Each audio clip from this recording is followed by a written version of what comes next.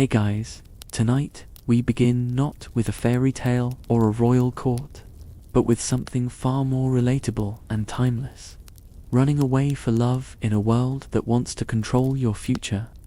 Because whether it's 1963 or right now, the struggle between following your heart and meeting everyone's expectations never really changes. From Greenwich Village coffeehouses to psychedelic gatherings in the Catskill Mountains, Shakespeare's magical forest becomes the bohemian art scene where love potions are replaced by mind-altering tea, and the magic is just as real, just as dangerous, and just as transformative. So before you settle in, take a moment to like the video and subscribe, but only if you genuinely enjoy what I do here, and let me know in the comments where you retuning in from and what time it is for you. It's always fascinating to see who's joining us from around the world. Now, dim the lights, maybe turn on a fan for that soft background hum, and let's drift back to 1963 to a time of jazz, rebellion, and Midsummer Night's madness in the village. The autumn of 1963 painted Greenwich Village in shades of amber and gold, where Washington Square Park stood as the beating heart of a revolution that wore turtlenecks and recited Ginsberg in smoke-filled basements. The air itself seemed different here, thick with possibility and the scent of fresh espresso mingling with clove cigarettes. Young people with intense eyes and paperback copies of Kerouac stuffed in their coat pockets wandered the narrow streets, searching for something their parents' suburban dreams could never offer them: authenticity, passion, truth. On Bleecker Street, the gallery windows reflected a world transforming. Abstract expressionism battled with pop art for wall space, while inside darkened coffeehouses, folk singers with acoustic guitars sang about freedom and injustice. This was a neighborhood where painters lived above Italian bakeries, where jazz leaked from second-story windows at 3 in the morning, where every conversation could change your life if you listened hard enough. At the corner of McDougal and West 3rd Street stood the Silver Chalice, a gallery that had become legendary in just 2 short years. Its owner, Theodore Duke, had made his fortune in his family's publishing empire uptown, but his heart belonged downtown, where real art happened. Theodore was a man of 45 who wore expensive suits with an artist's carelessness, his silver hair swept back from a face that had seen too much of the world's darkness and chosen beauty anyway. Tonight, the gallery glowed with track lighting and champagne glasses, filled with the uptown crowd who came downtown to feel dangerous for an evening. Standing beside Theodore, radiant in a simple black dress that probably cost more than most village apartments' monthly rent, was Polly Archer. She directed the new theatre workshop on Sullivan Street, a woman whose classical training at Juilliard had given her the technique, but whose 3 years in the village had given her the soul. Her dark hair was pulled back in a French twist. Pearls at her throat, she moved between both worlds with grace, never quite belonging to either. In 2 weeks, she and Theodore would be married at City Hall, a union that would merge old money with new ideas, tradition with revolution. But tonight, chaos interrupted their carefully planned future.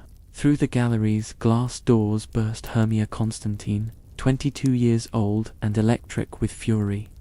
Her thick black hair fell wild past her shoulders, her dark eyes blazing with the kind of rage that could only come from a daughter facing her father's ultimatum.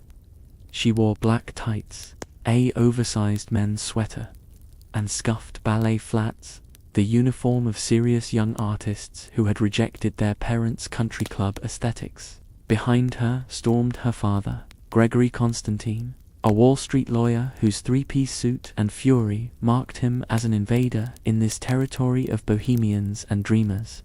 You will marry Demetrius Crane, or by God, Hermia, you will inherit nothing.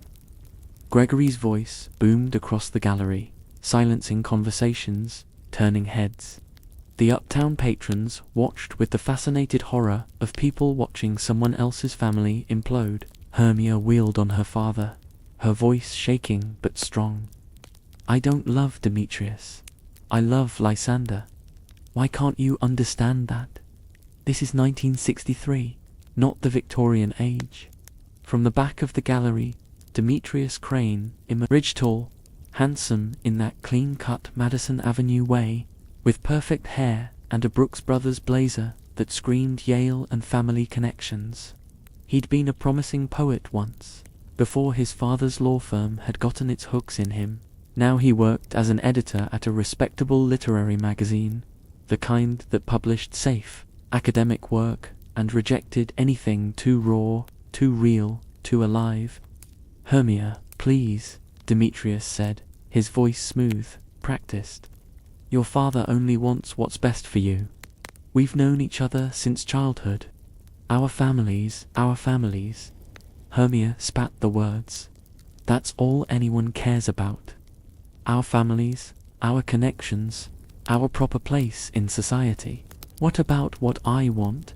What about love?" And there, slipping through the crowd toward Hermia, came Lysander Webb. If Demetrius represented everything the establishment valued, Lysander was his opposite, lean and intense, with shaggy dark hair and wire-rimmed glasses, wearing a black turtleneck and corduroys that had seen better days. He played saxophone at the Blue Note on Monday nights and wrote poetry that actually meant something, published in mimeographed magazines that sold for a quarter in record shops. He'd been raised in Brooklyn by a single mother who cleaned houses, had put himself through City College, and believed that love was the only aristocracy that mattered. Lysander took Hermia's hand, and the gesture was so tender, so natural, that even the cynical gallery-goers felt something shift in their chests. "Mr. Constantine," Lysander said, his voice calm despite the trembling in his fingers, "I love your daughter. Not her trust fund, not her family name, the way she laughs at abstract expressionism, but cries at Rothko. The way she argues about Sartre at 4 in the morning. The way she sees the world as it could be, not as it is." Gregory Constantine's face flushed purple. "You're a jazz musician living in a 5th-floor walk-up in Alphabet City. You think I'll let my daughter throw her life away on a nobody with a saxophone and delusions of talent?" Theodore Duke stepped forward then, his gallery owner's diplomacy kicking in. "Gregory, perhaps this isn't the time or place. Stay out of this." "Theodore," Gregory snapped. "Just because you've decided to play patron saint to these beatniks, doesn't mean my daughter has to destroy her future." The word beatnik fell like a slur in that space, and Hermia flinched as if struck. The beats were already passed by 63, replaced by hippies and folkies and protesters. But men like Gregory Constantine didn't care about the distinctions. Anyone who rejected their world was the same kind of dangerous. Into this powder keg of tension walked Helena Morrison, and the emotional geometry of the room shifted again. Helena had been Hermia's best friend since their days at Burley, the exclusive girls' school on the Upper East Side, where Hermia was all fire and darkness. Helena was pale and ethereal, with wheat blonde hair hanging straight to her shoulders and enormous blue eyes perpetually rimmed with tears she tried to hide. She wore a simple shift dress and cardigan, looking like she'd stepped out of a hopper, painting beautiful but disconnected, present but alone. Helena's eyes found Demetrius immediately, and anyone paying attention could see the naked longing there, the desperate love that had consumed her for 2 years. She'd followed him tonight from another gallery opening, hoping for just a moment of his attention. Even though she knew he only had eyes for Hermia, even though she knew she was pathetic for this pursuit. "Demetrius," Helena's voice came out barely above a whisper, but in the tense silence of the gallery, everyone heard it. She took a tentative step forward, clutching her small purse like a lifeline. I came to find you. You left the opening at the Castelli Gallery so quickly, I thought Demetrius didn't even look at her. His gaze remained fixed on Hermia, that obsessive focus that had defined him for the past year. Helena, go home. This doesn't concern you. The cruelty of his dismissal landed like a physical blow, and Hermia saw her friend flinch. Despite her own turmoil, Hermia felt a surge of protective anger. Demetrius, don't speak to her that way. Helena loves you.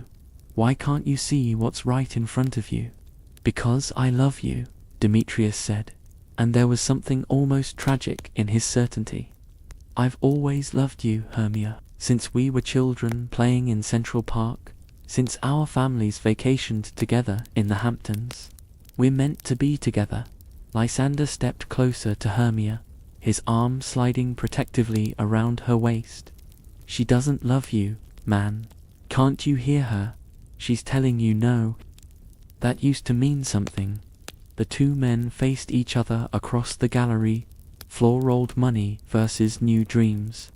Establishment versus rebellion. The past versus the future. The tension crackled between them like electricity before a thunderstorm. Theodore Duke clapped his hands once, sharp and commanding. Enough, Gregory, I respect you as Hermia's father, but this spectacle ends now.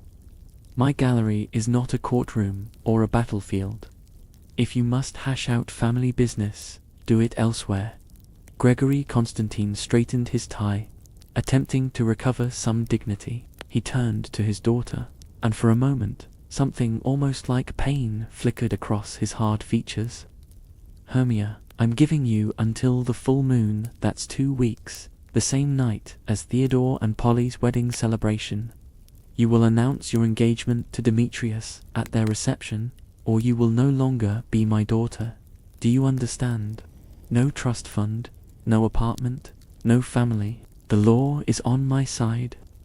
You're unmarried, under 25, and according to my lawyers and the conditions of your grandmother's will, I control everything. Hermia's face went pale, but she lifted her chin. Then I'll have nothing. I'll work as a waitress. I'll sleep on friends' couches. I'll survive. But I won't marry someone I don't love, just to keep your money.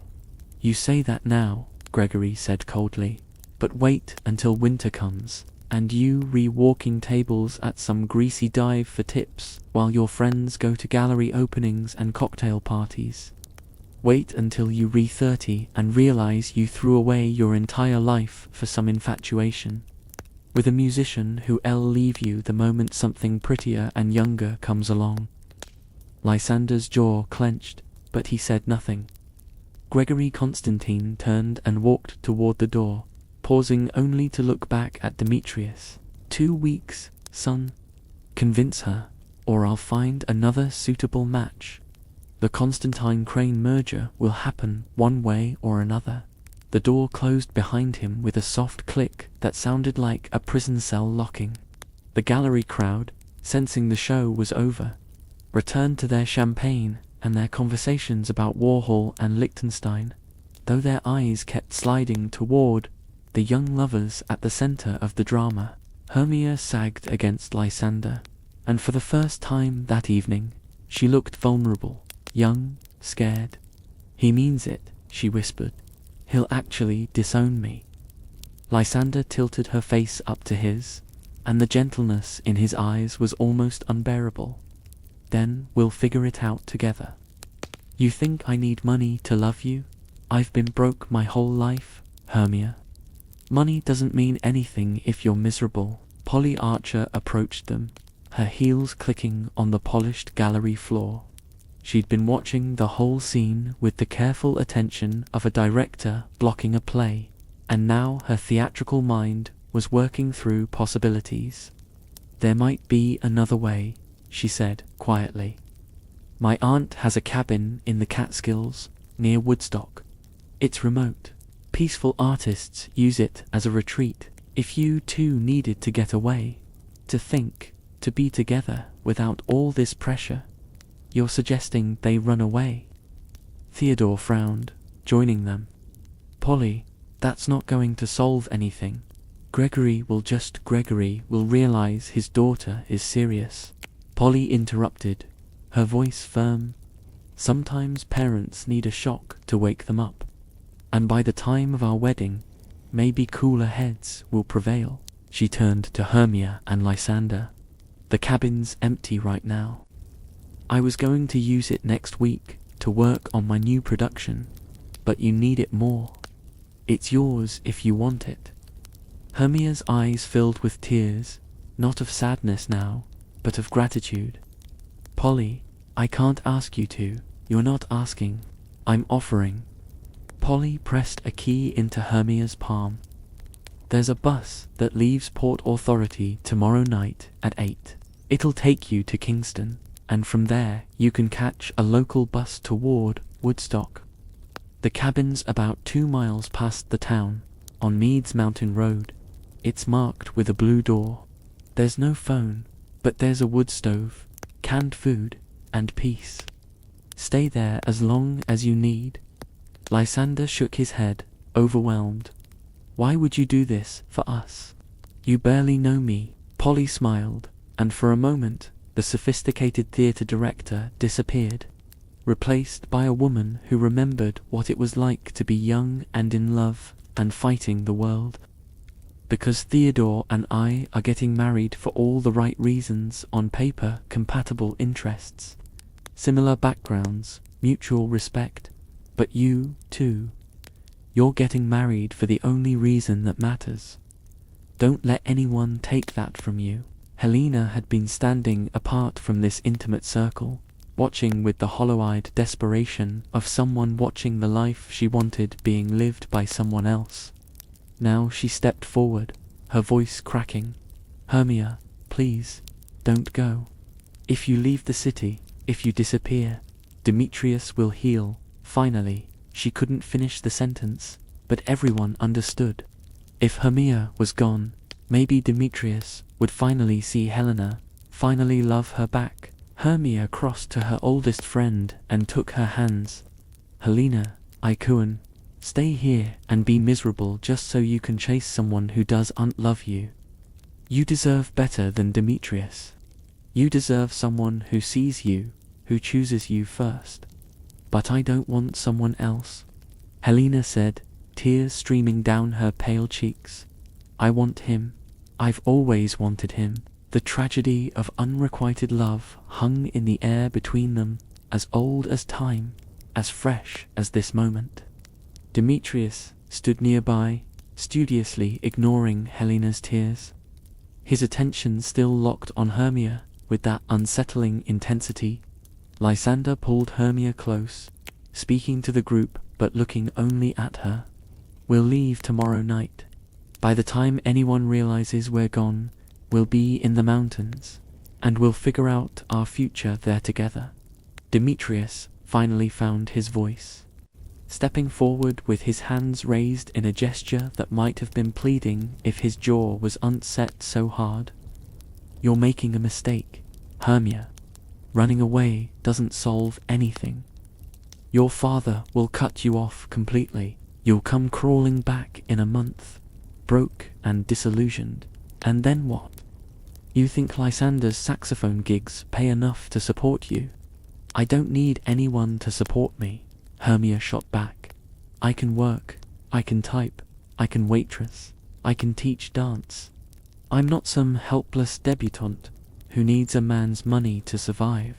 This is insane, Demetrius said, turning to Theodore as if appealing to reason.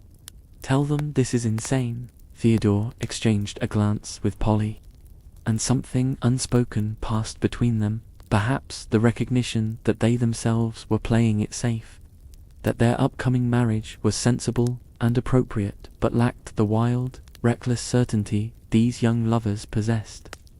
I think, Theodore said carefully, that Hermia and Lysander need to make their own choices.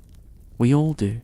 The gallery's front door opened again, and a completely different energy entered the space. A group of young men tumbled in, laughing and jostling each other. clearly having already visited several bars on their journey through the village. They were working-class guys, bridge and tunnel crowd from Queens or Jersey, dressed in cheap suits and cheaper cologne. But their faces were bright with excitement and dreams. Leading them was Nick Bottom, a broad-shouldered man of 30 with a booming voice and the unshakable confidence of someone who'd never met a mirror that did unto love him. He worked construction during the day, but at night he fancied himself an actor. The next Brando or James Dean. Behind him came Peter Quince, a thin, nervous accountant who wrote plays in his spare time, earnest, melodramatic pieces about working men finding dignity. Then there was Frank Flute, a young telephone repairman with unfortunate acne and a high voice. Tom Snout, a plumber with paint-stained fingers who dreamed of being a set designer. And Robin Starveling, a tailor so thin he looked like he might blow away in a strong wind. Excuse me, Nick Bottom's voice boomed across the gallery. Is this the place? The new theatre workshop auditions? We're here to be discovered. Polly turned, and a flicker of annoyance crossed her face before her professional mask slipped back into place. The auditions are next week, at the theatre on Sullivan Street. This is a private event. Oh, we know, Bottom said, not at all deterred. He pulled a crumpled flyer from his pocket. But we heard, Peter here heard that you might be here tonight, and we wanted to make an impression. Show you we're serious about art. Peter Quince stepped forward, clutching a manuscript like it was the Dead Sea Scrolls. Miss Archer, I've written a play. It's called Pyramus and Thisbe, a tragedy of star-crossed love. It's got everything: romance, death, comedy, and a talking wall. We want to perform it at your wedding celebration, as entertainment, free of charge. We just need the exposure. Theodore pinched the bridge of his nose. Polly's wedding is in 2 weeks. You can't possibly be ready. We'll rehearse every night, Botta interrupted. I'll play Pyramus, the romantic lead. I've been studying Brando's technique. I can cry on command watch. He squeezed his eyes shut, his face contorting dramatically. The absurdity of the moment cut through the heavy tension like a knife through butter. Despite everything, despite her father's ultimatum and her uncertain future, Hermia laughed a real, genuine laugh that bubbled up from somewhere deep and true. Even Lysander smiled, and Helena found herself giggling through her tears. Only Demetrius remained stone-faced, watching Hermia laugh at these ridiculous men, watching her find joy even in chaos. Polly sighed, but there was warmth in her exasperation. Fine, come to the theatre Monday night at 7. Bring your script. I'll give you exactly 1 hour to audition, and if you're not completely terrible, maybe we can find a spot for you at the reception. But I'm not promising anything. Bottom's face lit up like Christmas morning. You won't regret this, Miss Archer. We're going to be stars. Frank here can play Thisbe. He's got the bone structure for it. And Tom can build us a wall, and Robin can design the costumes. Monday, 7 o'clock. Now please, gentlemen, this is a private event. Polly gestured toward the door with the kind of gracious firmness that came from years of managing theatrical egos. The group of amateur actors filed out, already arguing loudly about casting and line delivery, their voices fading down Bleecker Street. Bottom's booming laugh echoed back through the autumn night. I'm telling you, I can play the wall and Pyramus. Just give me 2 hats. As the door closed behind them, the spell broke. The real world, with its real problems, came rushing back.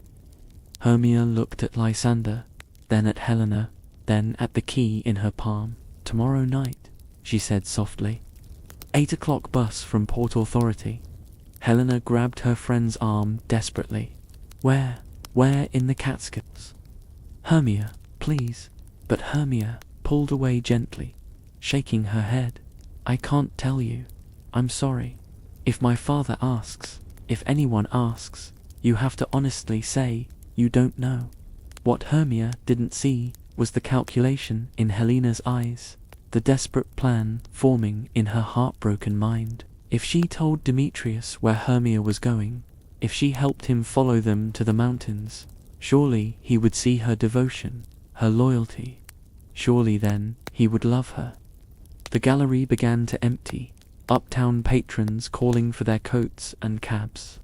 The drama having provided enough entertainment for one evening, Hermia and Lysander slipped out into the village night, hand in hand, disappearing into the labyrinth of narrow streets, where artists and dreamers made their stand against the conventional world.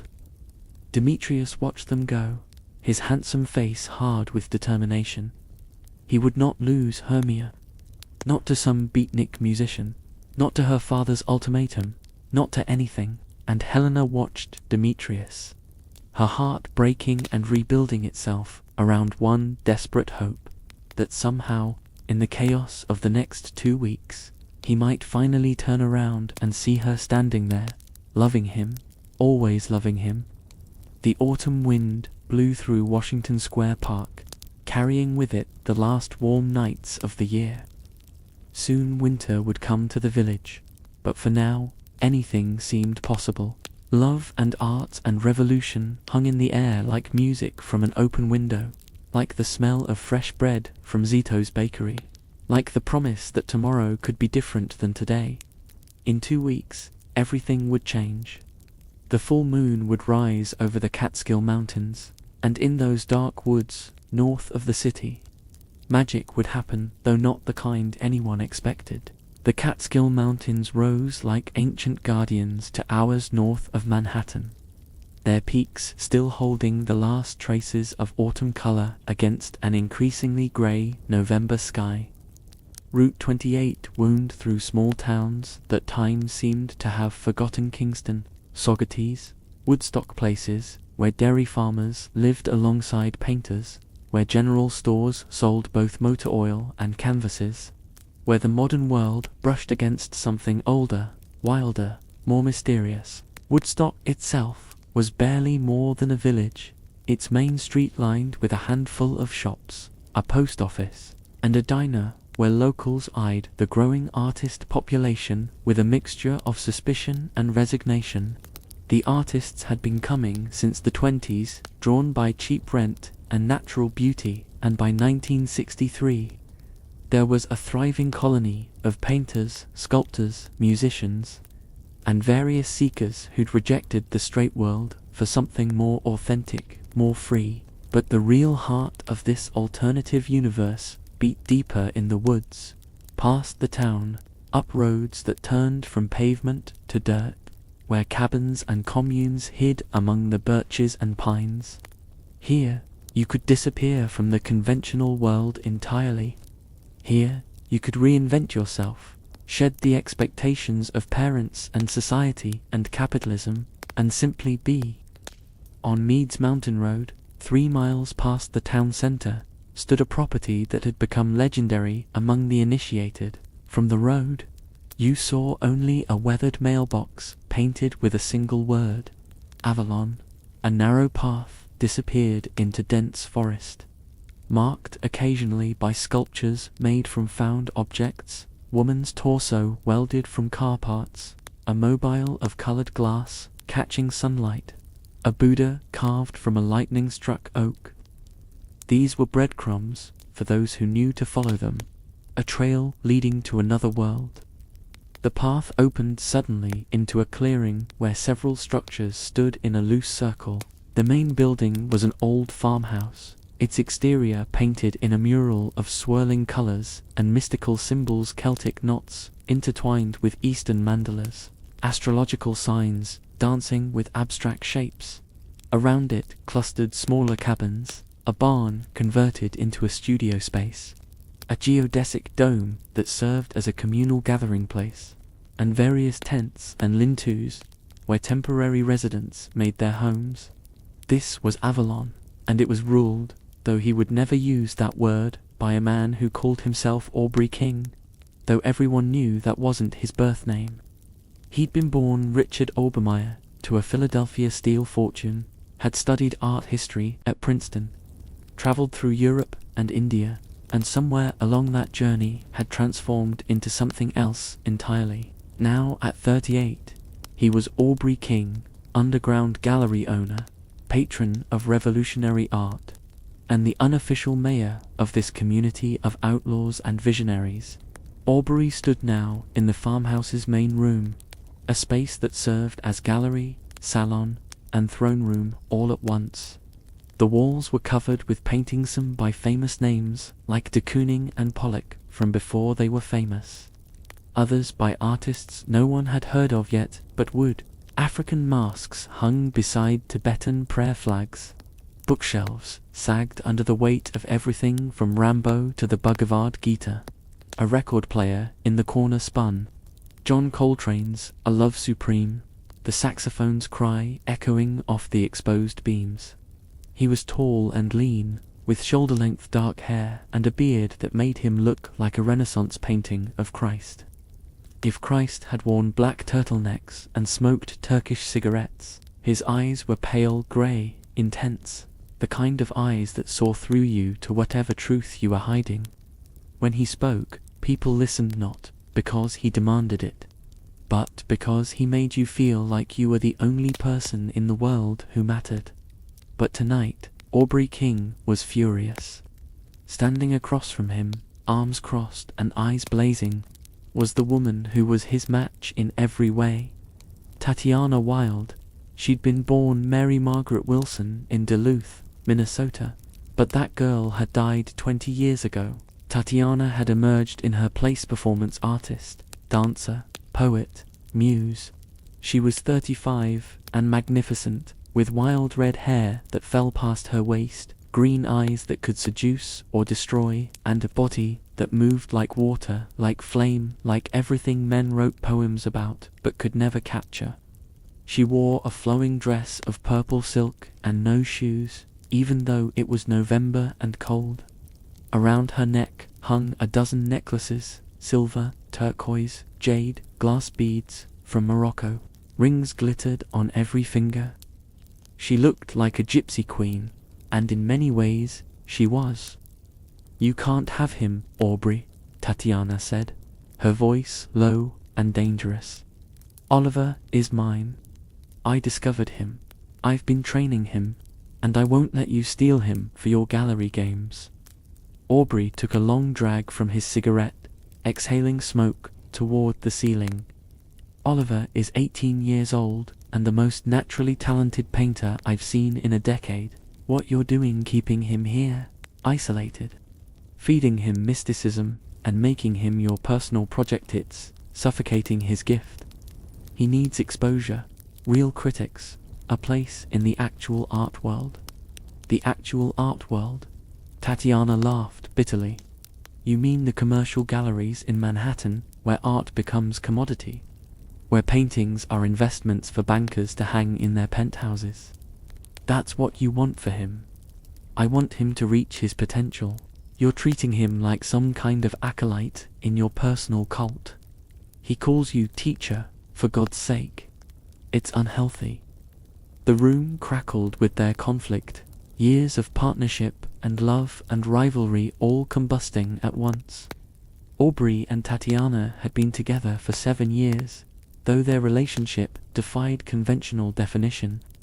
Sometimes lovers, sometimes creative partners, sometimes rivals, they were bound together by art and vision and a shared rejection of the straight world's rules. But this argument over Oliver had been building for months, and now it was tearing them apart. Into this tension walked the subject of their dispute, Oliver Page. 18 years old and impossibly beautiful in that androgynous way of young artists who have yet hardened into their adult faces. He had delicate features, enormous dark eyes, and black hair that curled around his ears. He'd arrived at Avalon 6 months ago, a runaway from a foster home in Albany, carrying nothing but a backpack and a sketchbook filled with drawings that made Tatiana weep when she first saw them. Since then, he'd become her protege, her student, perhaps her obsession. She taught him about color theory and Kabbalah and tantric meditation, and the way suffering transformed into art. He slept in a small room off her studio, ate meals at her table, accompanied her to gatherings in the geodesic dome where she led rituals that were part therapy, part performance art, part something older and stranger.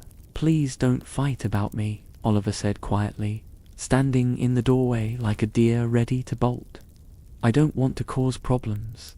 Tatiana swept across the room and pulled him into her arms, and the gesture was simultaneously maternal and possessive. "You're not causing anything, darling. Aubrey just doesn't understand the work we're doing. The inner work, the real transformation that has to happen before what?" Aubrey interrupted. "Before he's ready." "He's ready now, Tatiana. There's a group show opening at my 10th Street Gallery in 3 weeks. I want Oliver's work in it. Real critics will be there, real collectors. It could launch his career." Oliver looked between them, torn. Part of him yearned for what Aubrey offered: recognition, legitimacy, a place in the art world he'd only dreamed about. But another part feared leaving Tatiana's protection, this safe haven where his strangeness was celebrated rather than mocked. Before Oliver could respond, the farmhouse door burst open and a small figure tumbled in, breathless and grinning. This was Pukno. One knew if that was his real name or just what everyone called him. He was maybe 25, small and wiry, with unruly blonde hair and eyes that sparkled with perpetual mischief. He wore patched jeans and a leather vest over bare skin despite the cold, and moved with a restless energy that made him seem more sprite than human. Puck had attached himself to Aubrey 2 years ago, serving as assistant, messenger, and court jester. He procured art supplies, delivered invitations to secret gatherings, scored whatever substances the community needed, and generally made himself indispensable through charm and cunning. "Boss," Puck said, slightly out of breath, "we've got visitors coming up the path. 2 of them, young, city clothes. They look lost." Aubrey raised an eyebrow. "Did you invite anyone?" "Not me. Maybe they heard about us through the grapevine. You know how word spreads in the village." Puck's grin widened. "Want me to send them away, or should we see what they're about?" Tatiana released Oliver and moved to the window, her silk dress whispering, "Let them come. The universe sends us exactly who we need when we need them." She shot a pointed look at Aubrey. "Perhaps these strangers will remind us what's truly important: community, openness, love. Not galleries and critics and selling out." "I'm not selling out," Aubrey said through gritted teeth. "I'm trying to change the system from within. There's a difference." Outside, footsteps crunched on gravel. Voices murmured a man's low tones, a woman's nervous laugh, then a knock at the door, tentative but hopeful. Puck opened it with a flourish. "Welcome to Avalon. Enter freely and of your own will." Hermia and Lysander stood on the threshold, looking cold and exhausted and utterly out of place. They'd taken the bus from Port Authority the night before, spent an uncomfortable night in a Kingston boarding house, then caught the local bus to Woodstock that morning. From there, they'd walked, following vague directions from a waitress at the diner who mentioned an artist colony up in the mountains. They'd been searching for Polly's aunt's cabin with the blue door, but the woods had confused them, one dirt road looking like another. Now, seeing the painted farmhouse and the strange sculptures, Hermia was unsure if they'd found salvation or stumbled into something far stranger than they'd bargained for. "We're looking for a cabin," Lysander said. "Blue door, on Meads Mountain Road. We thought maybe you'd know where." "The Archer place," Tatiana said, recognition lighting her face. "You must be friends of Polly's. She mentioned someone might be using it. She swept forward, taking Hermia's cold hands in her warm ones. "You're freezing, darling. Come in, come in. We'll give you tea and directions." The interior of the farmhouse overwhelmed Hermia's senses, the colors, the art, the incense smoke, the jazz playing. It was like stepping into a painting, everything heightened and strange and beautiful. Lysander kept his arm around her protectively, taking it all in with wary artist's eyes. Aubrey studied them with interest, running away from something, or toward something. Both, Hermia said honestly. There was something about this place that made lying feel impossible. "My father wants me to marry someone I don't love. We're hiding until we figure out what to do." "Ah, young love versus parental expectation," Aubrey said, a slight smile playing at his lips. "The oldest story there is." "Well, you've come to the right place. We don't believe in society's rules here. Love who you love, be who you are." Puck was already pouring tea from a battered kettle, adding honey from a jar that looked like it came from someone's backyard hive. He handed steaming mugs to Hermia and Lysander, his eyes dancing with curiosity. "The Archer cabin's about half a mile further up the mountain," Puck said. "Easy to miss if you don't know what you're looking for. I can show you the wades on my path anyway." "That's very kind," Lysander said, his musician's instinct recognizing genuine warmth beneath the strangeness. Titania circled Hermia slowly, studying her with an intensity that was almost uncomfortable. "You're a dancer," she said, "not a question, a statement. I can see it in how you hold yourself. Classical training, but you've rejected it. You want to move freely, but don't quite know how yet." Hermia's eyes widened. "How did I see people?" Tatiana said simply, "It's my gift." She turned to Oliver, who'd been watching quietly from the corner. "Doesn't she remind you of the girl in your painting series? Woman breaking free?" Oliver nodded shyly. "A little. The energy's the same." "Stay for dinner tonight," Tatiana said suddenly. "Both of you. We're having a gathering in the Dom. Music, food, conversation. Real conversation, not the shallow cocktail party nonsense you get in the city. You'll meet the community." Lysander and Hermia exchanged glances. They'd come here to be alone, to hide. But there was something magnetic about these people, this place. "We shouldn't impose," Hermia began.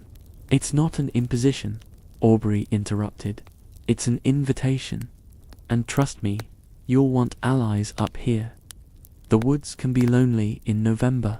Puck led Hermia and Lysander up the winding path through dense woods, pointing out landmarks: a lightning-split pine, a stream crossing, a cairn of stacked stones. The blue door of Polly's cabin finally appeared through the trees, modest and welcoming, smokeless chimney promising cold but shelter. "I'll come fetch you at sunset," Puck called back as he continued up the trail. "Just follow the sound of drums. You can't miss it." Inside the cabin, Hermia and Lysander found simplicity: wood stove, 2 chairs, a table, a bed with quilts, shelves lined with art books and canned soup. It was perfect.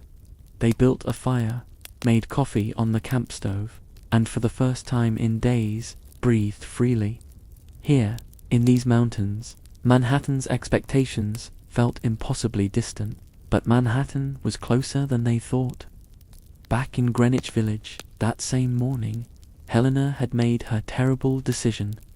She'd waited outside Demetrius's apartment building on Bank Street since dawn, shivering in her wool coat, rehearsing what she'd say. When he finally emerged, briefcase in hand, heading to his editorial office, she'd stepped into his path. "I know where they went," she'd said, the words tumbling out before courage failed her. "Hermia and Lysander. I know where they're hiding." Demetrius had stopped, his eyes sharp with interest. "Where the Catskills, near Woodstock." There's a cabin on Mead's Mountain Road. Helena's voice cracked. I'll take you there. I'll help you find them. Just please, Demetrius. See me. Really see me. The desperation in her voice should have moved him, but Demetrius only saw opportunity. We'll drive up today. Pack a bag. Now, as afternoon light slanted through the Catskill trees, Demetrius's sleek black Jaguar climbed the mountain roads, Helena beside him in miserable silence. She'd betrayed her best friend for this, sitting beside a man who had unspoken to her in an hour, who stared at the road with single-minded determination, thinking only of Hermia. They passed through Woodstock's small downtown, stopped at the general store for directions. The clerk, a weathered man in flannel, eyed them suspiciously. City folks, looking for the artists. Follow Mead's Mountain Road about 3 miles. You'll know it when you see it painted like a carnival threw up on it. Demetrius drove on, Helena twisting her hands in her lap. What had she done? What had she expected? That Demetrius would suddenly love her for this betrayal? That gratitude would transform into affection? They found Avalon just as Aubrey was outside splitting wood for evening fires, his breath misting in the cooling air. He straightened as the expensive car pulled up, taking in the Yale sweater, the pressed slacks, the woman's expensive coat and pearls. More runaways from the straight world, he thought. But these two carried different energy: pursuit rather than escape. Help you? Aubrey asked, leaning on the axe. Demetrius climbed out, extending a hand with practiced charm. We're looking for friends of ours, a young couple who came up here yesterday. Dark-haired girl, about this tall, with a man in glasses. Have you seen them? Aubrey didn't shake the offered hand. He'd met too many men like Demetrius, smooth, entitled, used to getting what they wanted. Might have. Depends on why you're asking. They're concerned friends, Helena said quickly, emerging from the car. We just want to make sure they're safe. Something in Helena's voice, the lie poorly told. The undertone of desperate hope made Aubrey pause. He saw the whole ugly tableau suddenly. The man chasing a woman who didn't want him. The woman chasing the man who didn't want her. A closed circuit of misery. The Archer cabin, Aubrey said slowly.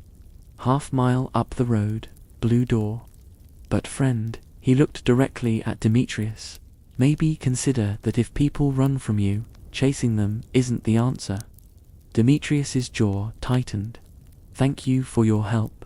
He turned back to the car, but Aubrey called after them. There's a gathering here tonight at sunset. Music, food, all are welcome. You might learn something useful about letting go. The Jaguar drove on, disappearing up the mountain road. Aubrey watched it go, frowning. Then he turned and called into the farmhouse. Puck, get out here. The young man appeared instantly, as if he'd been waiting. Yeah, boss. Go warn our young lovers, they've got company coming. Then Aubrey's grey eyes glinted with something between mischief and purpose. Come back here. I think we're going to need some magic tonight. Magic. Puck's grin was feral. What kind of magic? The kind that shows people what they really want, instead of what they think they want. You still have that peyote Titania brewed last month, the stuff that makes people see truth. Yeah, we've got plenty. Good, tonight's gathering just got interesting. Puck vanished up the trail, moving like wind through trees. Aubrey returned to splitting wood, but his mind was working.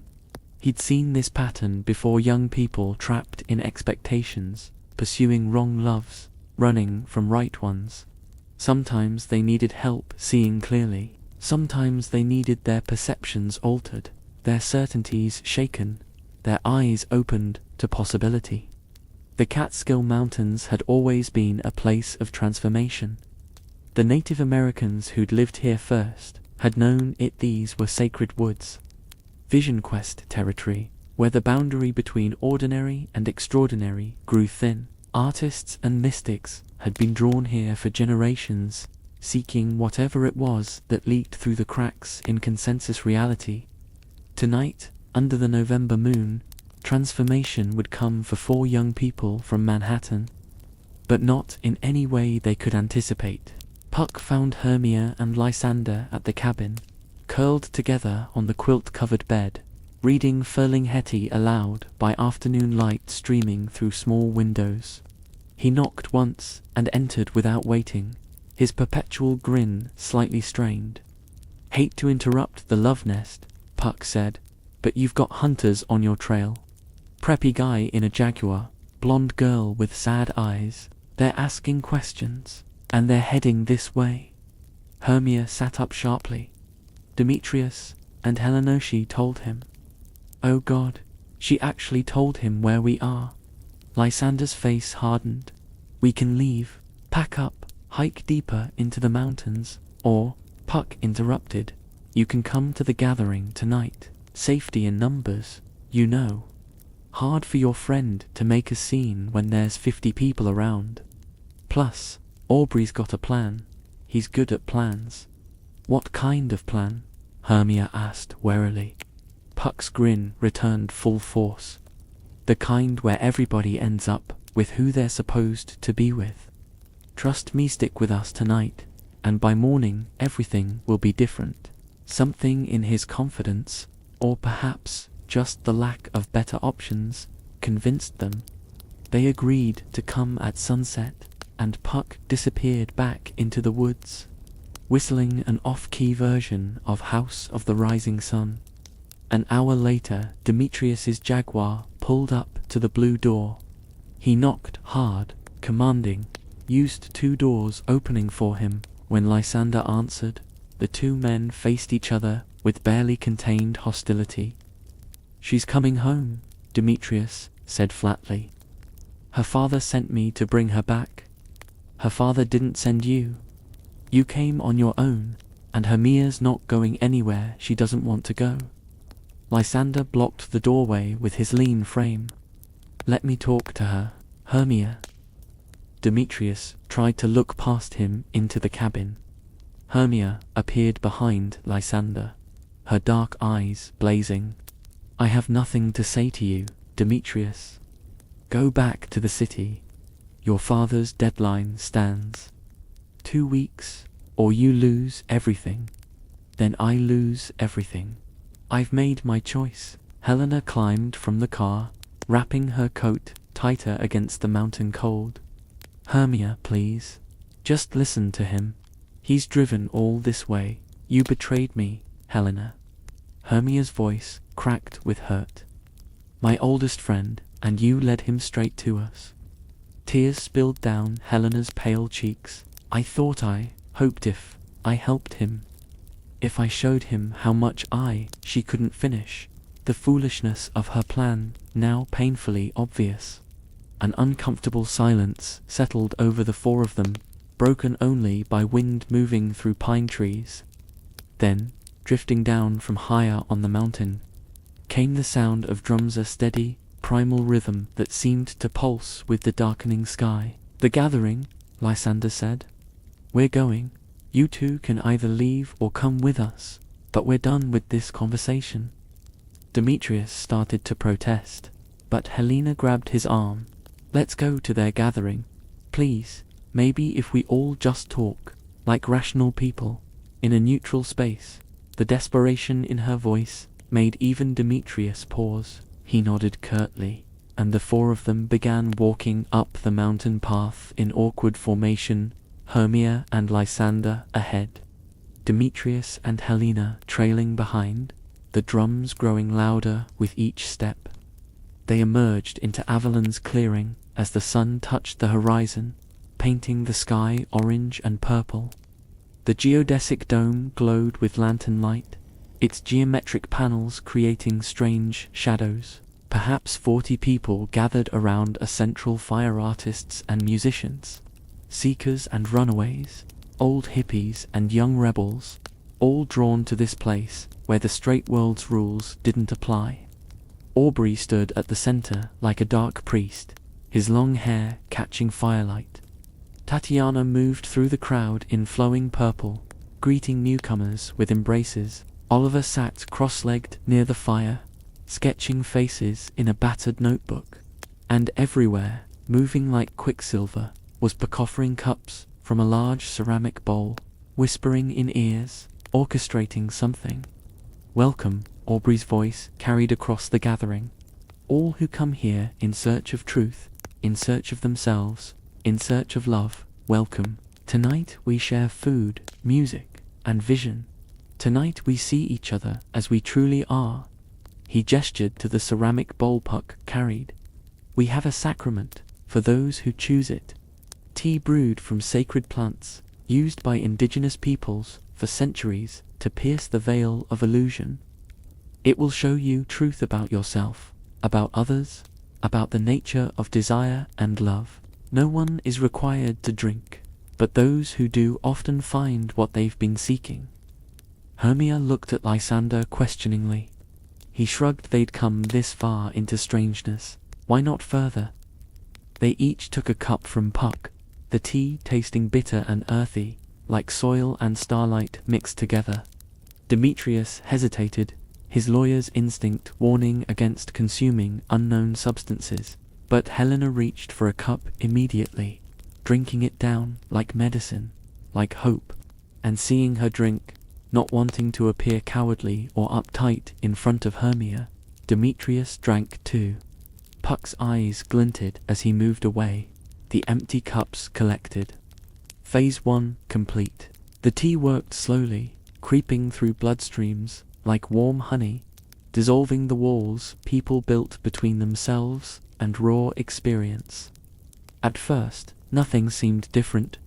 Just drums and firelight, just people swaying to music that a three-piece band played on guitar, flute, and hand drums.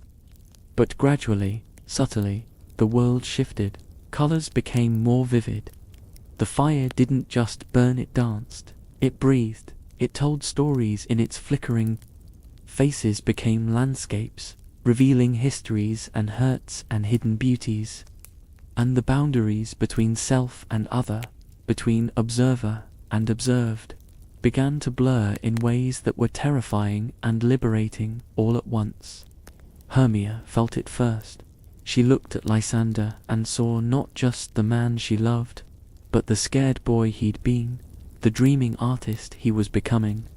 The old man he might someday be, all layered together like transparencies, all equally real. It was overwhelming and beautiful, and she reached for his hand to anchor herself. But Puck was there, materializing between them with his trickster grin. "Dance with me," he said to Hermia, pulling her toward the circle of swaying bodies before Lysander could object. She went, laughing, already forgetting why she'd been holding on so tightly. Lysander stood alone, watching her spin away, and suddenly the crowd seemed immense, threatening. He stumbled toward the edge of the clearing, needing space, needing air. That's when he saw Helena. She stood apart from the gathering, her pale face turned up to the first stars appearing in the darkening sky, tears streaming down her cheeks that caught moonlight like diamonds. And in that moment, under the influence of Tatiana's brew, Lysander saw her as if for the first time. He saw her beauty, not the obvious kind that Hermia possessed, but something more fragile, more ethereal. He saw her devotion, her capacity for love, her willingness to suffer for feeling. He saw nobility in her sadness, poetry in her pain, and something in his chemically altered consciousness whispered, "This is what you've been missing. This is what you should want." "Helena," he said, his voice strange to his own ears. "Why are you crying?" She turned, surprised to be addressed, especially by him. "Because I'm a fool. Because I chase someone who doesn't want me while ignoring." She stopped, confused by her own thoughts. "You're not a fool," Lysander said, moving closer. "You're brave. Do you know how rare that is? To love without guarantee, to hope without evidence. That's not foolishness. That's courage. Helena stared at him, bewildered. Lysander, what are you? I've been blind, he continued, the words pouring out with drugged certainty. I've been chasing what I thought I wanted, but maybe the universe has been trying to show me something else. Something better. He reached for her hand, and Helena recoiled, frightened by the intensity in his eyes, by this sudden reversal that made no sense. You love Hermia. You're here with Hermia. I thought I did. But look at you really. Look at you. Your moonlight and sadness, and everything poets write about. How did I not see it before? This wasn't right. Helena's drug-infused mind knew something was wrong, even if she couldn't articulate what. This was too sudden, too strange. Stop, she whispered. Don't mock me. I'm not mocking you. Lysander grabbed both her hands now, desperate for her to understand. Helena, I get away from her. Demetrius's voice cut through the scene like a knife. He'd been watching from across the clearing, and now he stormed over, his own perceptions wildly altered. He saw Lysander touching Helena, saw her tears, and something primal surged through him: protectiveness, possessiveness, rage. He shoved Lysander backward. Don't you touch her. Lysander stumbled, but recovered, his musician's hands clenching into fists. Since when do you care about Helena? You've ignored her for months. I see her now, Demetrius said, and it was true. The tea had stripped away his obsession with Hermia, like peeling back layers of paint to reveal the original canvas. Suddenly all he could see was Helena, how she'd followed him, how she'd loved him, how she'd been there all along. Why had he been chasing Hermia when Helena was right here, loving him? Helena backed away from both men, her mind reeling. What's happening? Both of you are. This isn't real. This is the tea. This is the most real thing I've ever felt, Demetrius said, reaching for her. Helena, I've been an idiot. A blind, arrogant idiot. You've been here all along, and I've been chasing someone who doesn't want me when I what? Helena's voice rose, hysteria creeping in. When I've made a fool of myself, following you around like a puppy. Now you want me? Now that it's convenient? Now that Hermia's unavailable? It's not like that, Demetrius insisted, but his words tangled, his thoughts slippery under the drug's influence. Lysander pushed forward again. He doesn't really see you, Helena. He's just saying this because Hermia rejected him. But I see you, the real you. You don't even know me. Helena shouted, tears flowing freely now. Yesterday you loved Hermia. This morning you loved Hermia. And now, because of some drugged tea, you both suddenly want me. It's cruel. You're both being cruel. The commotion drew attention. People at the gathering turned to watch. Their own perceptions altered enough that the drama unfolding seemed like performance art, like theatre. Hermia broke away from the dance circle, pushing through the crowd toward the voices she recognized. She found the three of them in a tight cluster, Helena crying. Lysander and Demetrius both trying to comfort her, their body language all wrong, everything wrong. What's going on? Hermia demanded. Lysander turned to her, and the look in his eyes was like a stranger's. Hermia, I need to tell you something. I've made a mistake. I don't love you. I don't love you. I thought I did, but I was confused. It's Helena. It's always been Helena. The words hit Hermia like a physical blow. What? Lysander, what are you saying? I'm saying I'm sorry. I led you on. I brought you here under false pretenses. But my heart belongs to Helena. Hermia looked to her best friend, betrayal flooding through her. Helena, you did this. First you tell Demetrius where we are, now you steal Lysander. I didn't, Helena cried. I don't know what's happening. They're both acting insane.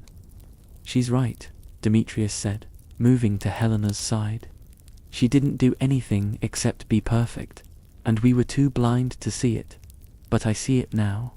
Helena, please give me a chance. Forget Hermia's musician. I can give you everything. I don't want everything. Helena screamed. I want to go home. I want to wake up from this nightmare. She turned and ran, stumbling into the darkness beyond the firelight. Both men started after her, but Hermia grabbed Lysander's arm with surprising strength. Don't you dare go after her. He pulled away, his face contorted with drug-induced certainty. You can't tell me what to do anymore. We're done, Hermia. I'm sorry, but we're done. Then he was gone, chasing Helena into the woods. Demetrius followed, and Hermia stood alone in the clearing, the world spinning around her. The drums continued their relentless rhythm. The fire crackled. People swayed and laughed, oblivious to the destruction of everything she'd thought was solid. Puck watched from the shadows, his grin fading. Something had gone wrong. The tea was supposed to open eyes, reveal truth, but this wasn't truth. This was chaos. He'd seen Aubrey slip him something extra, some powder to add to certain cups, but he'd thought it was just to enhance the experience. Now he wondered what he'd actually given them. He found Aubrey near the dome, talking intently with Titania. Boss, the 4 city kids there, losing it. The guys are both chasing the blonde one now. The dark-haired girl looks like she wants to murder someone. Good, Aubrey said calmly. Let them chase wrong loves. Let them feel the pain of desire misdirected. By morning, when the tea wears off, they'll understand what they really want. Contrast clarifies Puck. Or it destroys them, Tatiana added quietly, watching Hermia standing alone. Aubrey, maybe you went too far. Too far. They came here trapped in expectations, pursuing impossible futures. I'm showing them the absurdity of it. By dawn, they'll see clearly. But in the woods beyond the clearing, clarity was the last thing happening. Helena ran blindly through trees, branches catching her coat, her expensive shoes slipping on wet leaves. Behind her came crashes and shouts as both men pursued her, calling her name, declaring sudden love. She found herself in a small clearing, moonlight breaking through the canopy, and she collapsed against a tree trunk, sobbing. This was supposed to be her dream Demetrius, loving her, wanting her, but not like this.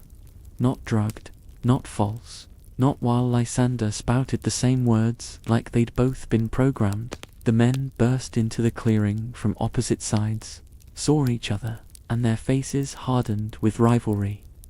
Leave her alone, Demetrius said. Helena, come with me. I'll take you back to the city, away from this insanity. She's not going anywhere with you, Lysander shot back. Helena, please, just listen to me for 1 minute. Both of you stop, Helena screamed, her voice echoing off the trees. I don't want either of you. Can't you understand that? This isn't love, this is madness.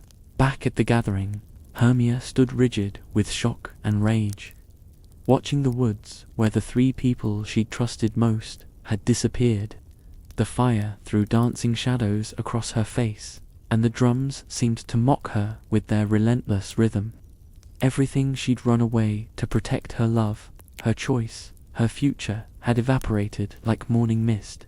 Tatiana approached carefully, reading the dangerous energy radiating from this young woman. Come sit, she said gently. What you're feeling right now isn't real. The tea distorts, confuses. By morning what? Hermia spun on her. By morning my boyfriend will still have declared love for my best friend. That's not distortion, that's truth coming out. Maybe he never really loved me at all. Or maybe, Tatiana said, settling onto a log and patting the space beside her. Outside forces are playing games with all of you. Come, Let me tell you about Aubrey and me. About how we almost destroyed each other over a misunderstanding. Something in Tatiana's voice, warm and knowing and sad, made Hermia sit. The older woman pulled a blanket around both their shoulders, creating a small cocoon of warmth against the November night. 7 years ago, Tatiana began, I loved Aubrey with the kind of certainty you feel for Lysander. I'd left my entire life behind the marriage, a dance company in Chicago, everything to be with him. And then he became obsessed with a young sculptor named Marcus. He wanted to represent him, promote him, give him everything. I thought he was in love with Marcus. I was convinced of it. Was he? Hermia asked quietly. No. He was in love with Marcus's talent, with the possibility of nurturing genius. But I couldn't see that through my jealousy. So I tried to drive Marcus away. I sabotaged his work, spread rumors about him, did terrible things, and when Aubrey found out, we almost ended. Tatiana stared into the fire. What saved us was time, distance, the clarity that comes when emotions settle and truth emerges. You're saying I should just wait, while Lysander chases Helena. I'm saying that what's happening right now, in this moment, under the influence of drugs and firelight and desperate emotion, this isn't the whole story. The tea Aubrey made doesn't reveal truth. It reveals possibility, fear, hidden desires all jumbled together. It's a mirror that shows you 20 different reflections at once. Hermia wanted to believe her, but the image of Lysander's face, so certain, so transformed, burned in her mind. What if this is who he really is? What if I never really knew him? Before Tatiana could answer, a new commotion erupted at the edge of the clearing. A van had pulled up, old and painted with peace signs, and from it tumbled the amateur actors from the Village Nick Bottom, Peter Quince, and their crew. They'd driven up for their Monday night rehearsal at Polly's Theatre, found it dark, and someone had mentioned the artist colony in the mountains where she sometimes stayed. Bottom emerged first, his booming voice carrying across the gathering. Excuse me, we're looking for Polly Archer. We're her actors, we've got a show to rehearse. Aubrey turned from his conversation with Oliver, eyebrows raised. Polly's not here. She's in the city, preparing for her wedding. Wedding? Bottom's face fell dramatically. But we're supposed to perform at her wedding. We've been rehearsing Paramus and Thisbe every night. We need to show her what we've got. Peter Quince pushed forward, clutching his script. We've driven to hours. Surely we could rehearse here. We just need space and maybe an audience to practice on. Puck, sensing opportunity for entertainment, materialized beside Aubrey. Let them perform, boss. Everyone's getting too heavy anyway. We could use some comedy. Aubrey considered, then smiled. Why not? We believe in all art here, even amateur theatre. Set up near the dome. Give us your show. The actors erupted in excited chatter, immediately arguing about staging and lighting. Bottom took charge with the confidence of someone who'd never doubted his own talent. All right, people. Frank, you're Thisbeget into costume. Tom, we need you to be the wall. Robin, you're Moonshine. And I, of course, am Pyramus, the tragic hero. They began setting up with chaotic energy, stringing up blankets as curtains, arranging lanterns for footlights. The gathering crowd watched with amusement, grateful for distraction from the emotional maelstrom swirling through the night. Hermia watched them too, their earnest incompetence somehow comforting. At least, someone still believed in simple things, in putting on a show, in art, for its own sake, in the possibility of happy endings even in tragedies. In the woods, Helena had finally stopped running. She sat on a fallen log in a small clearing, Demetrius on one side and Lysander on the other. both pleading their cases like lawyers arguing before a judge. The absurdity of it had moved beyond tears into a kind of numb acceptance. "How long does this drug last?" she asked no one in particular. "I'm not drugged," Demetrius insisted. "I'm finally seeing clearly. Helena, I've wasted months chasing Hermia when I was pathetic enough to follow you around. Is that what attracts you now?" "My desperation, your devotion," Demetrius corrected. "Your capacity to love without guarantee. That's not pathetic. That's brave." "That's exactly what I said," Lysander interjected. "Helena, he's just copying me. He doesn't really feel it. And you do. You who were kissing Hermia 6 hours ago." Lysander had no answer for that. His mind felt like water, thoughts slipping away before he could grasp them. All he knew was the certainty burning in his chest that Helena was meant for him, that everything before this moment had been preparation for this revelation. The three of them sat in miserable triangle, moonlight filtering through bare branches, the distant sound of drums reminding them that somewhere people were still dancing, still celebrating, oblivious to their suffering. "I need to go back," Helena said, finally, standing on shaky legs. "I need to find Hermia, apologize, try to explain." Both men stood instantly, reaching for her. Their hands collided on her arm, and suddenly the fragile piece shattered. Demetrius shoved Lysander back. "Don't touch her. You don't own her." Lysander shoved back harder. And then they were grappling, two men who'd never thrown punches in their lives, suddenly rolling in wet leaves and mud. Fueled by drugs and misdirected desire and masculine pride, Helena screamed at them to stop, but they didn't hear her, locked in their ridiculous combat. She ran again, leaving them to their violence, stumbling back toward the lights of the gathering. When she emerged from the woods, disheveled and crying, she found the entire community assembled around an improvised stage, where Nick Bottom stood in tragic pose, wearing a donkey's head. The mask was something Tom Snout had cobbled together from papier-mâché and craft supplies found in the van, oversized, crude, with long ears that flopped comically. Bottom wore it with utter seriousness, delivering his lines with operatic intensity. "O Thisbe, my love, I see thy voice. Come to me, sweet maiden, that I might embrace thee before cruel fate separates us forever."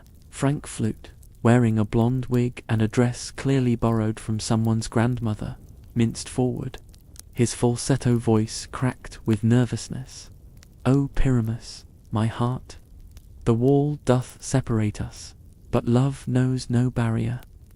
Tom Snout stood between them, arms spread wide, fingers splayed to represent stones. "I am the wall," he intoned seriously. "Through my chink, the lovers whisper." The crowd howled with laughter.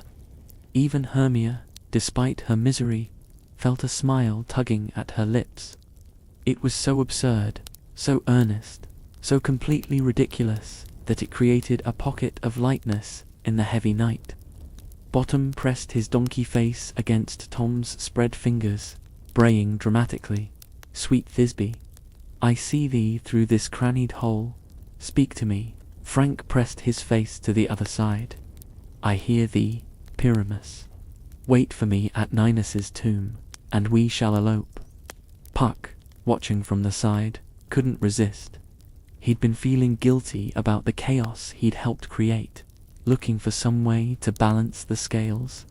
Now, seeing Bottom in that ridiculous mask, inspiration struck. He sidled up to Peter Quince, who was watching his play with the anxious pride of a parent at a school recital. "Your lead actor," Puck whispered. "He's really committed to the role, isn't he, Nick?" "Oh yes, he never breaks character. Method actor, he calls himself. What if we made it more immersive? What if everyone treated him like he really had transformed into a donkey? Played along completely?" Peter's eyes lit up. like experimental theatre, breaking the fourth wall. Yes. Puck moved through the crowd, whispering instructions. When the scene ended and Bottom took his bow, basking in applause, Titania rose and approached him with exaggerated reverence. "What a magnificent creature!" she exclaimed, circling him. "Part man, part beast, you embody the duality of human nature. The animal self we all hide beneath civilization's mask." Bottom blinked behind his paper-match face, confused but flattered. "Well, I am rather committed to my craft. You must stay here tonight," Titania continued, taking his arm. "We must study you, learn from you. Oliver," she called to the young painter, "you must sketch this being. Such noble proportions, such raw presence." Oliver, still under the tea's influence, saw Bottom through altered perception.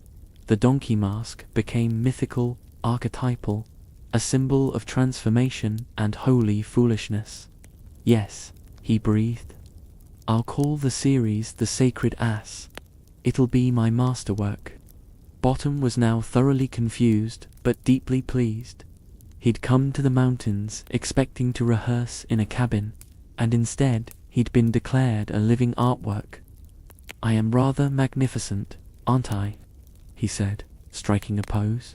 The other actors watched in bewilderment as Avalon's residents surrounded Bottom, treating him like visiting royalty. Someone brought him wine. Someone else offered him food. Titania had him sit on a throne-like chair near the fire, stroking his paper-match ears while discussing the nature of transformation and art. "This is the weirdest night of my life," Frank Flute whispered to Peter Quince. "It's brilliant," Peter replied, scribbling notes. "This is what theatre should be, life and art completely merged. I'm writing this down for my next play." Helena stumbled into this scene of surreal celebration, her mind unable to process the image of a man in a donkey mask being worshipped by artists while a bonfire blazed and drums pounded. Was any of this real? Had she fallen down some rabbit hole into a world where nothing made sense anymore? She found Hermia in the crowd and grabbed her arm. "I'm sorry, I'm so sorry. I never meant." Hermia pulled her into a fierce embrace, both young women crying now, holding each other like drowning people clinging to wreckage. "It's not your fault," Hermia said. "Something's wrong with this place, with that tea, with everything. We need to leave. Where are Lysander and Demetrius? Probably killing each other over you in the woods." Helena laughed bitterly. "This is all so wrong. I dreamed of Demetrius loving me for years, and now that he says he does, it feels like poison." Aubrey watched the chaos he'd orchestrated with growing unease. Bottom held court like some pagan god, the amateur actors torn between confusion and delight.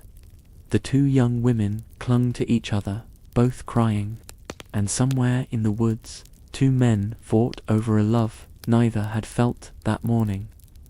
"I went too far," he admitted quietly to Titania. She nodded, her face grave in the firelight. "You played with people's hearts like they were chess pieces. You wanted to teach them a lesson, but instead you've caused real pain. I wanted to show them the absurdity of romantic obsession, how easily desire can be redirected, manipulated. I thought if they experienced their feelings as arbitrary, they'd understand. You can't teach someone about love by destroying their ability to trust it," Titania interrupted. "That's not wisdom, Aubrey. That's cruelty dressed up as enlightenment." He flinched at her words because they were true. He'd been so caught up in his own certainty, his belief that he understood the nature of love better than these young fools from Manhattan, that he'd forgotten the simple fact. Feelings were real to the people feeling them, whether those feelings were drugged or sober, rational or absurd. "Puck," he called, "go find the two men in the woods. separate them before they seriously hurt each other. Then bring everyone to the dome. All four of them. Puck nodded and vanished into the darkness, moving with the practiced silence of someone who'd spent his life in these woods. He found Lysander and Demetrius. Quickly they de-exhausted themselves, fighting, and now lay on opposite sides of a clearing, panting, covered in mud and scratches and shame. "Boss wants you both back at the gathering," Puck announced. Now, they followed him in sullen silence, not looking at each other, each nursing bruised ribs and bigger wounds to their pride. When they emerged from the woods, they saw Hermia and Helena sitting together by the fire, and both men felt something crack in their chests. Whether it was the tea wearing off or genuine remorse, they couldn't tell. Aubrey gestured for all four to enter the geodesic dome. Inside, cushions were scattered on the floor, and lanterns hung from the geometric framework, casting gentle light. The drums outside faded to a distant pulse. This space felt separate from the chaos, a sanctuary where truth might finally be spoken. "Sit," Aubrey commanded, and they obeyed thee for young people, forming a circle, their faces exhausted and weary. He sat with them, Tatiana beside him, and for a long moment no one spoke. "I owe you an apology," Aubrey finally said. "I gave you a drug tonight, thinking it would help you see clearly. Instead, it confused you, hurt you, turned your feelings inside out. That was wrong." "What did you give us?" Hermia asked, her voice flat with anger. "Peyote tea mixed with something else, a compound that enhances suggestibility, makes people susceptible to transferred affections. Indigenous shamans use it carefully, with intention and ritual. I used it carelessly, arrogantly, thinking I knew better than you did what you needed." Lysander looked at Helena, then quickly away, shame flooding through him. "So nothing I felt was real, or everything was real?"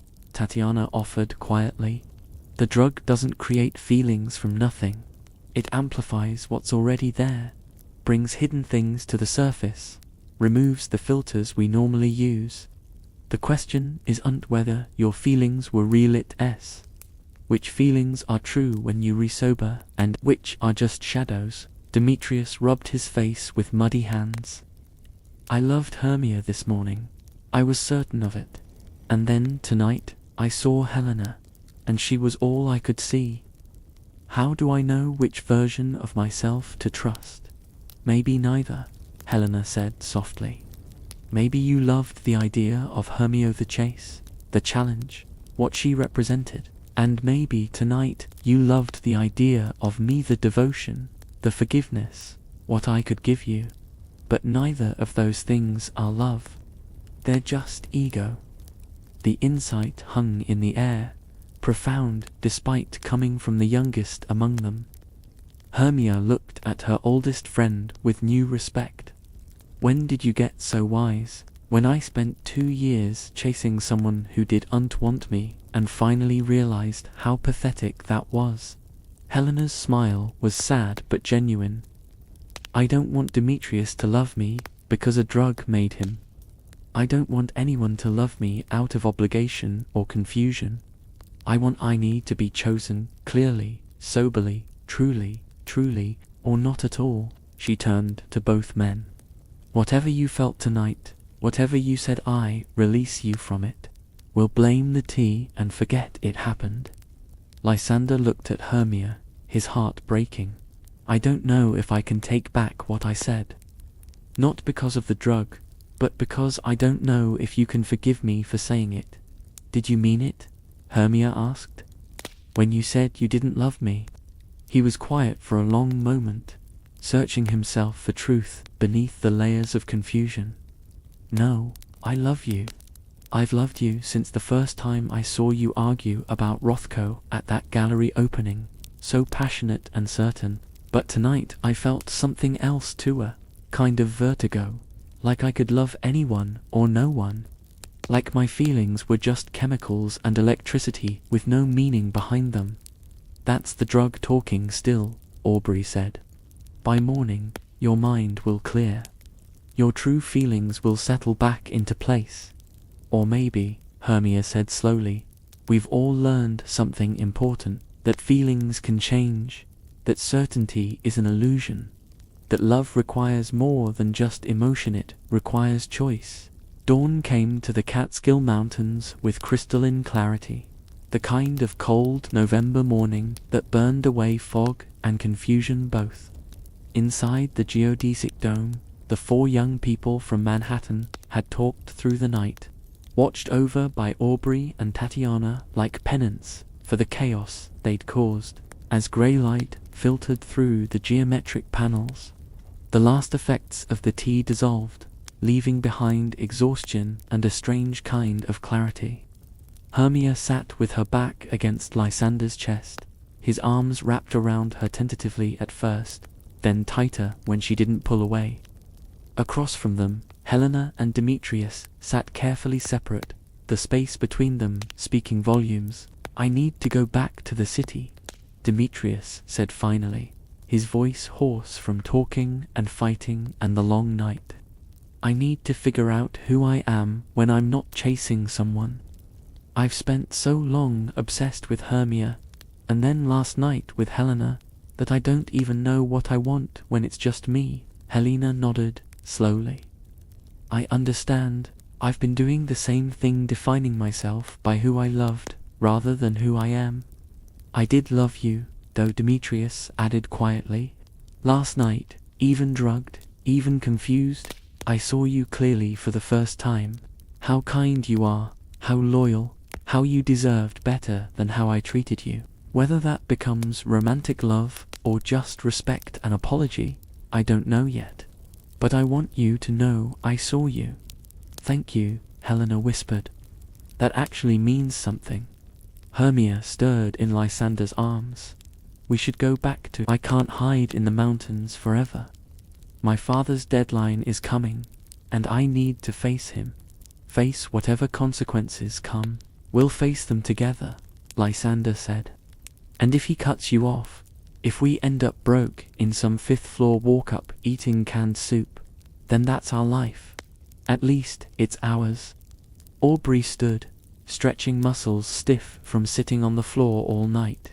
Outside, the community was slowly waking, people emerging from tents and cabins. The bonfire reduced to embers, evidence of last night's celebration scattered across the clearing. Before you go, Aubrey said, I want to show you something.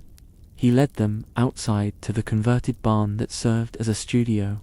Inside, easels held works in progress, paintings and sculptures by various artists who lived at Avalon. But in the center of the space stood Oliver's recent work, and it took everyone's breath away. The paintings showed a progression of figure trapped in geometric boxes, then breaking free, then dancing in open space, then finally reaching back to help others escape their own prisons. The colors moved from dark and claustrophobic to bright and expansive. The technique was raw but powerful, the kind of work that couldn't be taught, only felt. This is what you've been fighting over? Hermia asked, awed. Oliver stood shyly in the corner, paint stains on his hands from working through the night. I kept thinking about all of you last night, he said quietly, how everyone's trapped by something, expectations, obsessions, fear, and how hard it is to break free, but also how necessary. Tatiana moved to stand beside her protege, her hand resting gently on his shoulder. Aubrey was right, she said, the admission clearly difficult. Oliver is ready for the world to see his work. I was holding him back, out of fear that success would take him away from me, that the commercial art world would corrupt his vision. But that's my fear, not his truth. Aubrey crossed to her, and they stood facing each other across years of complicated love and rivalry and partnership.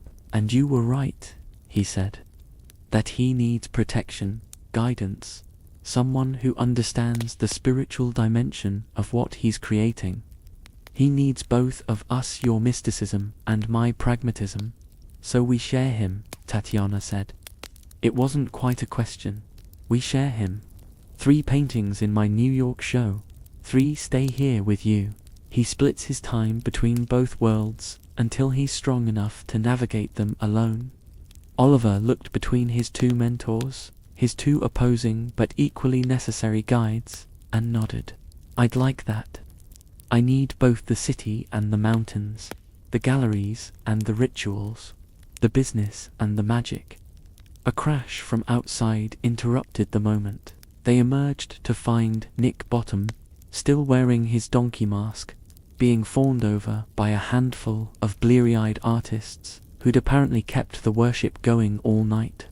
Bottom held a cup of coffee in one hand, gesticulating grandly with the other. You see, the method is everything, he was explaining. I don't just play the donkey, become the donkey. I think like a donkey. I move like a donkey. Peter Quince rushed over to the group from the barn. Thank God you're here.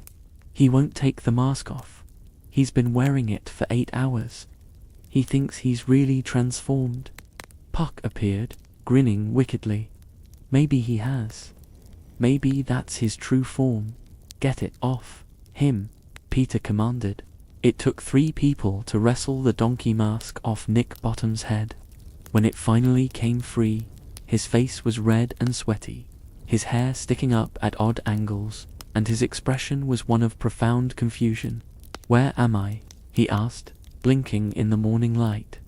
What happened? The last thing I remember clearly was performing Pyramus, and then everything got strange. People kept calling me magnificent, and there was wine. And someone painted my portrait. You had an immersive theater experience, Tatiana said diplomatically. Very avant-garde, very transformative. Bottom touched his face, as if checking it was still human. I had the strangest dreams. I dreamed I was a sacred beast, worshipped by artists, fed delicacies, and praised for my profound nature. Not a dream, Frank Flute said, showing him Oliver's sketchbook filled with drawings of Bottom in the donkey mask, rendered with surprising dignity and mythological weight. Bottom stared at the drawings, something shifting in his expression.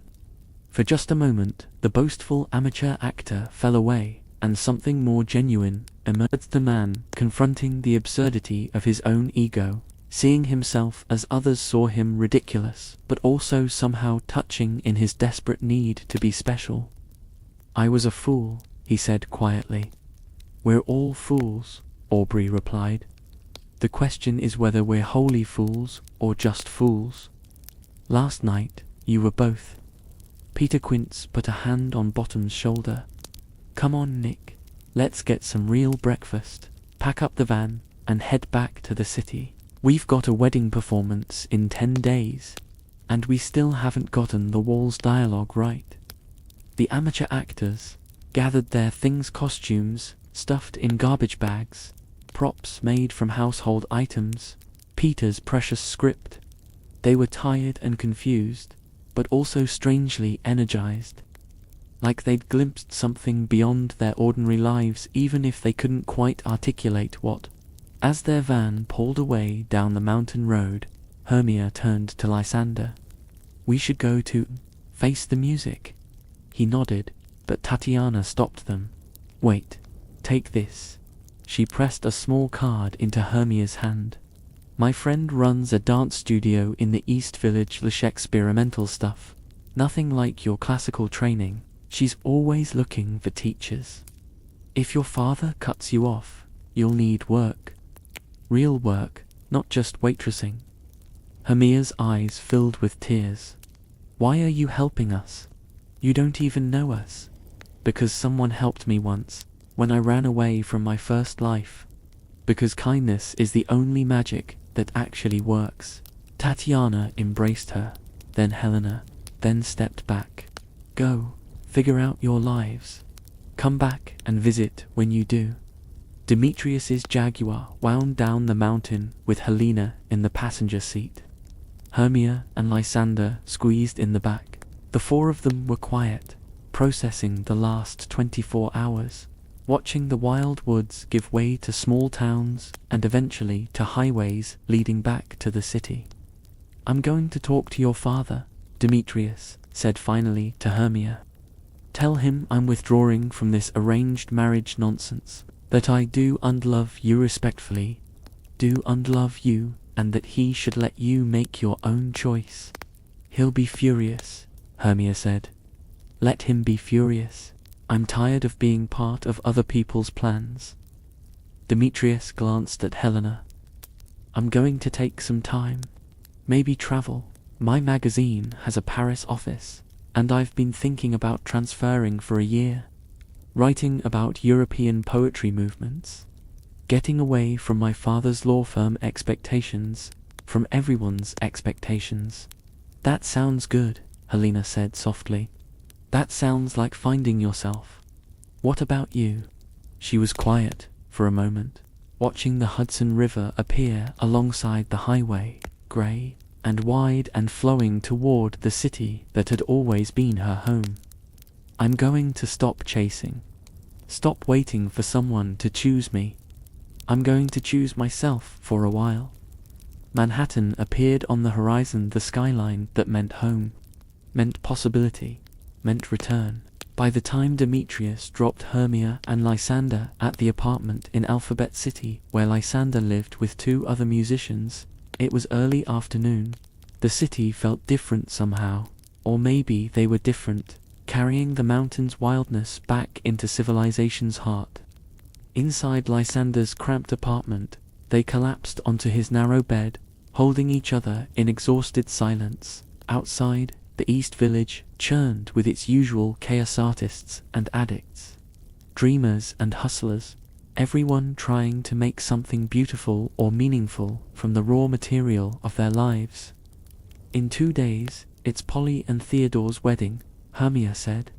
"My father expects me to announce my engagement to Demetrius, and instead, I'll tell him I'm marrying you. Or not marrying anyone, that I'm going to teach, dance, and live in tiny apartments, and make my own life." She turned to face him. "I'm scared, Lysander. Not of being poor, of losing my family. Of my father actually meaning it when he says I won't be his daughter anymore." Lysander kissed her forehead, her eyelids, her mouth. "Then we'll build a new family, the friends who choose us, the community we create. It won't be the same, but it'll be ours." The wedding reception took place in Theodore Duke's gallery on Bleecker Street, transformed for the occasion into an elegant celebration space. White lights strung across the ceiling, jazz trio in the corner playing Miles Davis, champagne flowing. The uptown and downtown worlds mixing uneasily, but mixing nonetheless.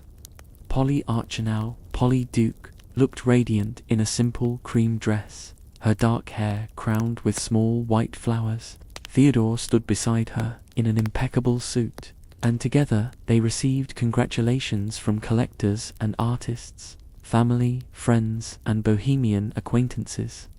It was a marriage that made sense on paper, and watching them together, Hermia hoped it made sense in their hearts too. Gregory Constantine held court near the bar, a glass of scotch in hand, surrounded by other lawyers and businessmen. He hadn't seen Hermia arrive, slipping in with Lysander through the back entrance. She'd dressed carefully, her one good black dress, pearls borrowed from Helena, hair pulled back elegantly. She wanted to face her father looking like someone who'd made a choice, not a rebellious child. Helena stood near the windows with Demetrius, both of them sober, both of them keeping a careful distance that spoke of new boundaries being drawn. She'd decided to come, after all, to support Hermia, to prove to herself she could be in the same room as Demetrius without falling apart. The amateur actors had set up a small stage area at the far end of the gallery, Nick Bottom directing the others with surprising competence. Something had shifted in him since the mountains. He was still dramatic, still confident, but tempered now with the donkey mask sat in a box nearby, retired from service. Hermia found her father at the bar. "Hello, father." Gregory Constantine turned, his face hardening when he saw Lysander standing behind his daughter. "Hermia, I assume you're here to make your announcement." "I am." She took a deep breath. "I'm not marrying Demetrius. I'm choosing my own life, with or without your approval, with or without your money." The people near them fell silent, conversations dying as drama unfolded. Gregory's face flushed purple. "Then you're no longer my daughter." "I meant what I said." "I know you did." Hermia's voice stayed steady despite the tears threatening. "And I'm sorry it has to be this way. I love you, father. I'll always love you. But I can't live your life. I have to live mine." Theodore Duke appeared at Gregory's elbow. "Greg, maybe this isn't the time." "It's exactly the time," Gregory snapped. "My daughter needs to understand consequences." "Your daughter," Polly said, joining them, "her bride's authority giving her unexpected power, is brave enough to choose love over money, authenticity over approval. You should be proud of her, not punishing her. Stay out of this.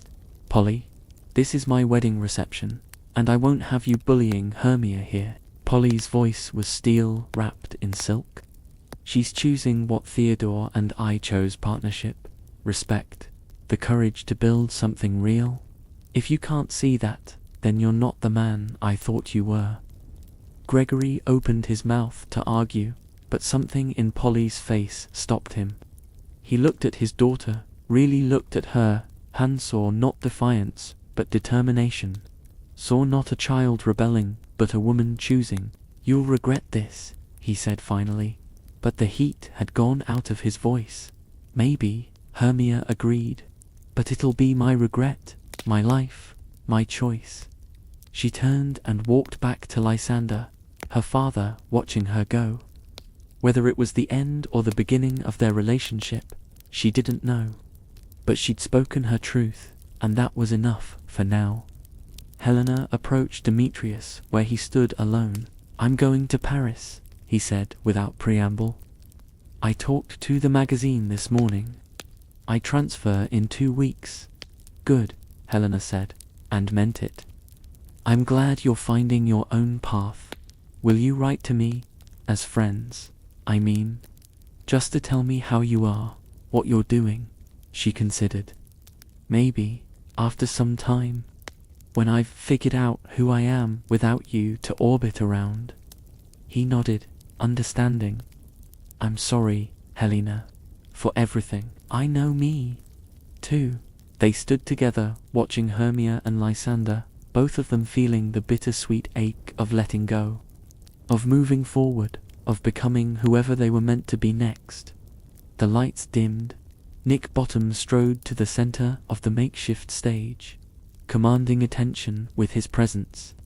"Ladies and gentlemen, we present for your enjoyment Pyramus and Thisbe, a most lamentable comedy and most cruel death."